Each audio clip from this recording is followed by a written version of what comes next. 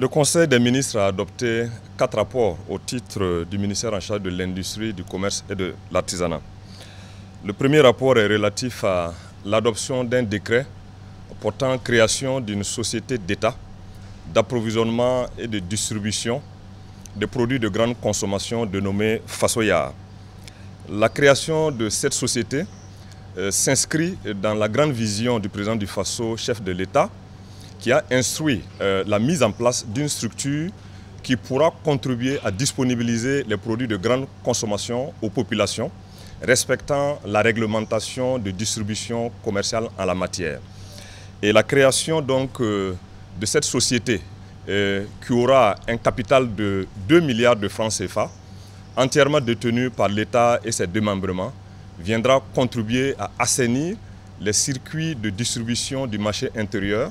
en matière donc de disponibilisation d'un certain nombre de produits que nous qualifions de stratégiques, des produits de grande consommation. Le deuxième rapport est relatif à l'adoption des statuts donc de la dite société pour lui permettre de disposer de l'instrument juridique lui permettant donc d'accomplir à bien ses activités. Le troisième rapport est relatif au bilan provisoire de la campagne cotonnière 2024-2025 et les prévisions pour la campagne à venir, celle 2025-2026.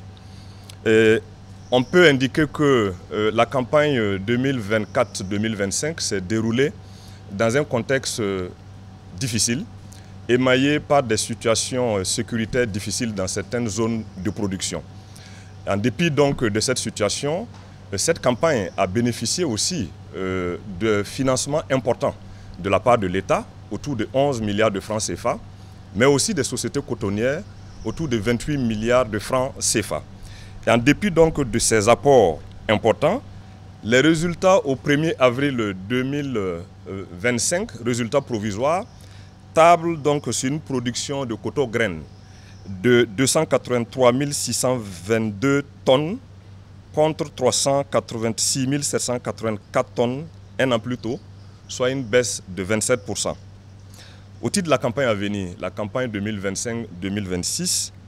tenant compte de la nécessité de relance durable de la production cotonnière pour faire face à la demande intérieure, mais aussi aux besoins d'exportation, et du constat d'amélioration progressive de la situation sécuritaire dans les zones de production,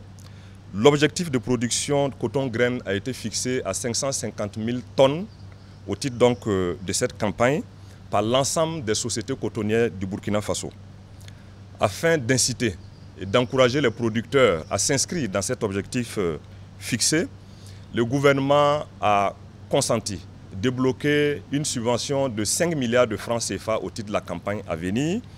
afin donc de permettre à l'interprofession coton de fixer les prix des intrants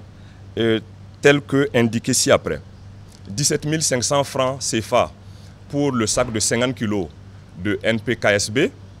et 17 500 francs CFA aussi pour le sac de 50 kg pour l'urée.